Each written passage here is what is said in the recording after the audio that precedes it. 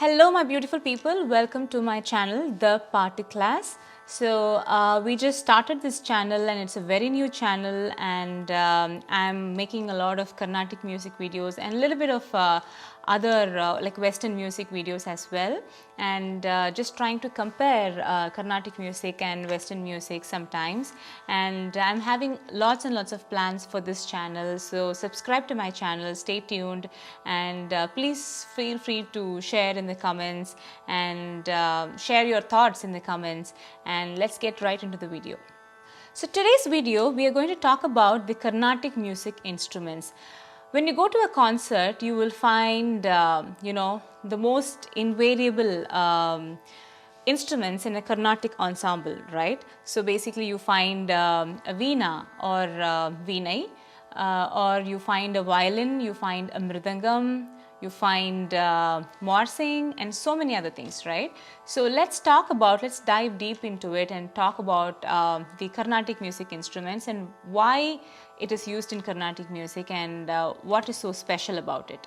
So some of the common instruments found in a Carnatic music concert is of course tambura. So tambura gives the pitch, so it is mandatory for any concert. Even if it is just a mere vocal concert, you need a tambura. Tambura is a mandatory element. So the next item is mridangam and violin, harmonium, flute, ghatam, veenai and morsing. So let's categorize all these instruments into percussions. By percussions I mean mridangam, tabla and drums. So anything related to that which signifies the beat or rhythm of the whole concert is what we call percussions. And we will also see about the string instruments. A string instrument is any instrument if it has a string and if the sound is produced from string is what we call a string instrument. So mridangam, you all know how the sound of mridangam is, right? So mridangam is such a beautiful and my most favorite Carnatic music instrument, because a concert without mridangam is nothing actually. So mridangam is actually the oldest instrument found in the South Indian subcontinent, and mridangam actually plays a very important role in the Indian talam system. So they actually have a very significant role in having the talam, because mridangam itself is something that is used for the rhythm. So it is always you will find a mridangam in the lower end on a Carnatic ensemble. So mridangam dates to 200 BC, and mridangams are actually some of the parts of the mridangams are actually made of clay. Mridangam has wood which is made from jackfruit tree wood, and it is actually the drum of the mridangam is made from the goat skin. So if there are people who are claiming themselves to be vegans, watch out, because the mridangam that you use is not vegan. It's because the skin of the drum is actually made from goat skin. And interestingly, they also say that mridangam was actually split into two halves and it was actually made into tabla. So that's how tabla even formed. So that's what they say. And I don't know how far that is true, because anything with respect to Carnatic music, there is not like 100% evidence like this is what happened, because it's a tradition which was passed from one generation to another rather than them documenting and spreading it to the whole wide world. No, it was actually belonging to a particular clan, and it was being passed on and on and on, and that's why I personally feel that there is a lot of information that is lagging behind. And the next instrument that we are going to talk about is ghatam or ghatam.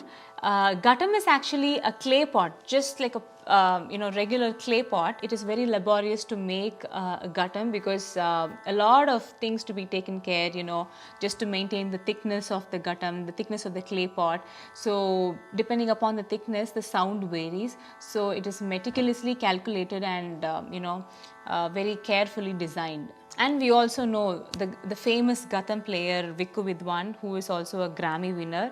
So whenever I think about ghatam, I always, he comes into the picture. The next instrument that we are going to talk about is morsing. So morsing, if you don't know what morsing is, I'm going to link a picture right here.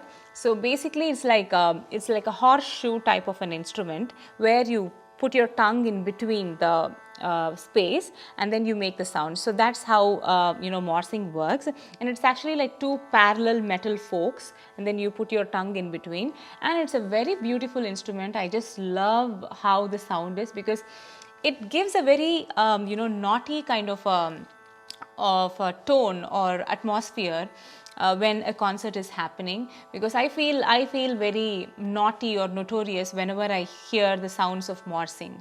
And morsing is played using one hand like this, and it is bent in such a way to create a particular sound or a pitch. And interestingly, morsing actually follows mridangam exactly. It goes hand in hand with mridangam. And they also say morsing is also one of the oldest instruments found in the South Indian subcontinent, which probably is about roughly 1500 years old. So now let's move on to some string instruments. So string instruments, the first string instrument, the most famous one is Veenai. You would have probably seen a Veenai, and the Veenai actually it has 24 frets. Frets are like the horizontal lines that you see in the Veenai, and string is the vertical one. So it has 24 frets and 7 strings. So out of all the 7 strings, 4 is for the melody and 3 is for actually the pitch, the drone or the pitch, where you set it to a particular pitch.